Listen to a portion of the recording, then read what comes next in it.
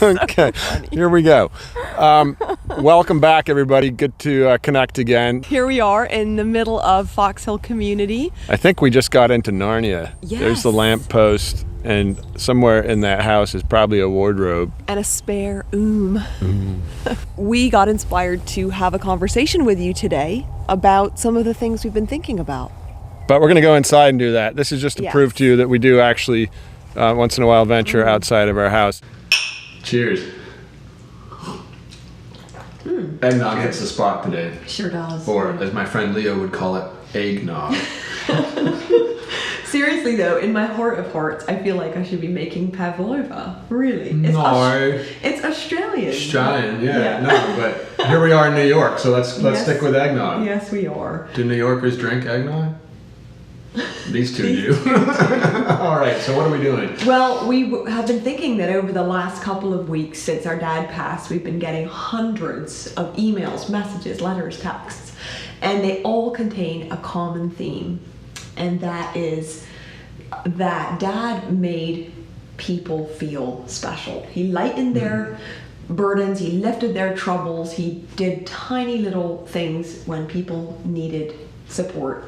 And it made us both recall and reflect on a line from Dickens. It's not in the Christmas Carol, but he says, "No one is useless in this world who lightens the burdens of another." Okay, you quoted Dickens and you didn't go to the Christmas Carol, but this time of year, yes, boom, we're there. Well, we've had a family tradition of we'd haul it out under the stars, you know, in Australia. We'd read it, you would do all the beautiful British accents, and it's become part of our family vocabulary. Oh, yes.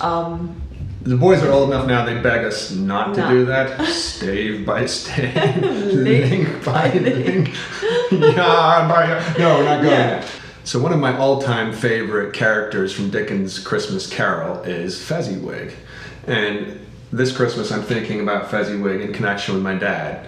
Not, I hasten to add, because the two bore any outward resemblance to each other, far from it, but because of that whole thing you're just talking about. Anyway, in A Christmas Carol, we see Scrooge taken by the ghost of Christmas past to his youth, and then to Fezziwig's, where he was apprentice and learning the trade, learning business.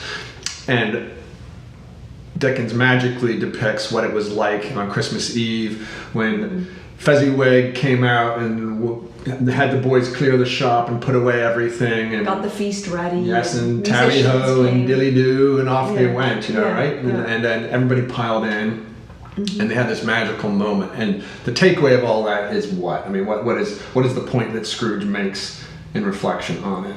That Fezziwig, and that each of us aren't remembered for the words we said necessarily, but for how we make people feel. And Fezziwig had that ability to lift people's spirits without any material anything, just with who he was. And that's a challenge to me. How does that reflect on the way I'm treating other people?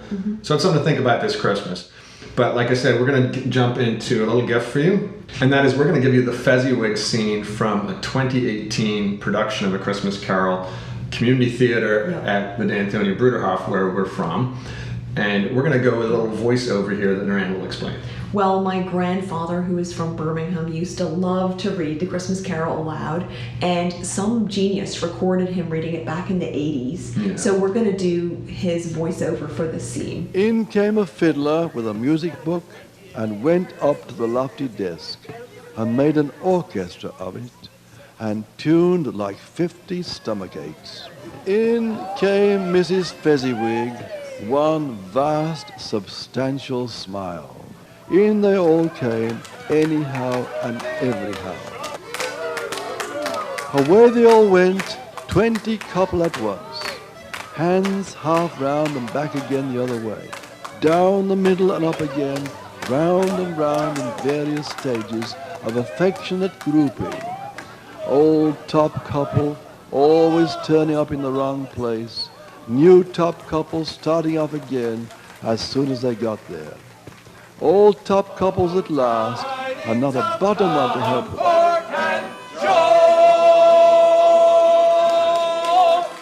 Wow, that just brings back a lot of memories. The rehearsals of that play were so much fun. We need to do another community theater. I mean, as long as it doesn't involve me in a nightgown. Okay.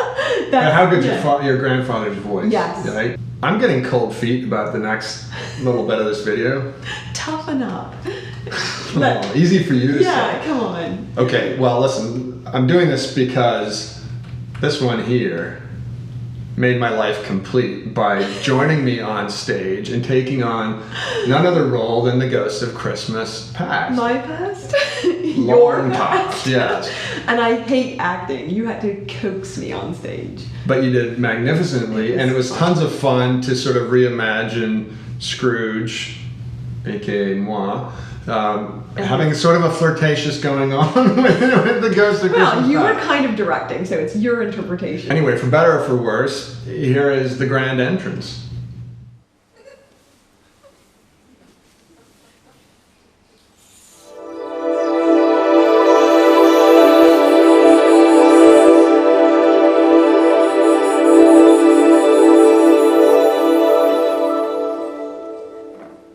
Are you the spirit whose coming was foretold to me? I am. Who and what are you? I am the ghost of Christmas past. Long past? Your past. May I inquire what brings you here? Your welfare.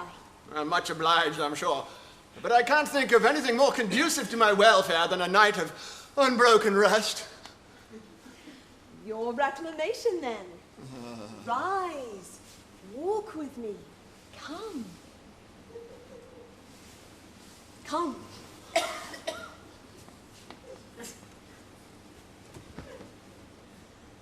I am mortal, and liable to fall. Bear but a touch of my hand. There. Ooh. And you shall be upheld in more than this.